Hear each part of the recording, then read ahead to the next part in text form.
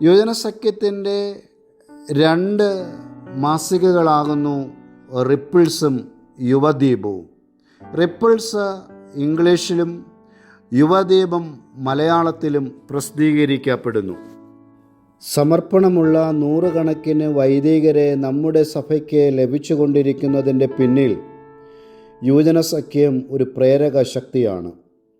ഇന്ത്യയിലും വിദേശത്തുമുള്ള മാർത്തോമ ഇടവകൾക്ക് നേതൃത്വം നൽകുന്ന ആത്മായ സമൂഹം യുവജനസഖ്യമാകുന്ന മൂശയിലൂടെ വാർത്തെടുക്കപ്പെട്ടവരാണ്.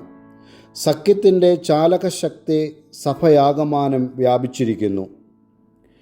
സഭയിലെ യുവജനസമൂഹത്തിൻ്റെ വളർച്ച നാളത്തെ സഭയുടെ വളർച്ചയാണ്. 2018 പ്രളയവും കേരളത്തിൻ്റെ ജനജീവിതത്തെ തകർത്തുകളഞ്ഞു. പാർപ്പിടവും ഭക്ഷണവും വസ്ത്രവും നഷ്ടപ്പെട്ട 10,000-ങ്ങൾക്ക് അഭയം നൽകുവാൻ സഖ്യത്തിന് കഴിഞ്ഞു.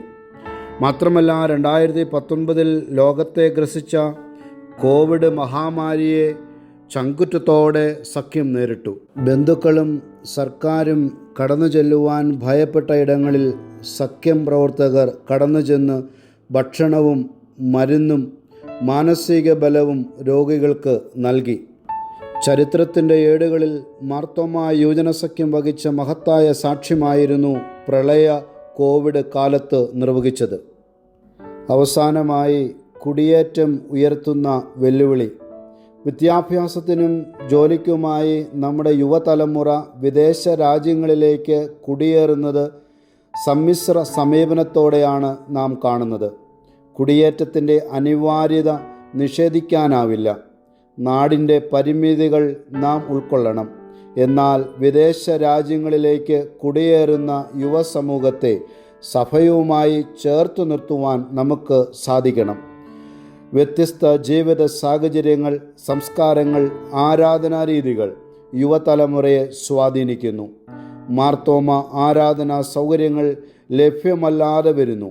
എന്നാൽ അവരെ തേടിപ്പോയി കണ്ടെത്തുന്ന വലിയ ശുശ്രൂഷ ഈ നാളുകളിൽ സഖ്യമായി നാം ഏറ്റെടുക്കണം.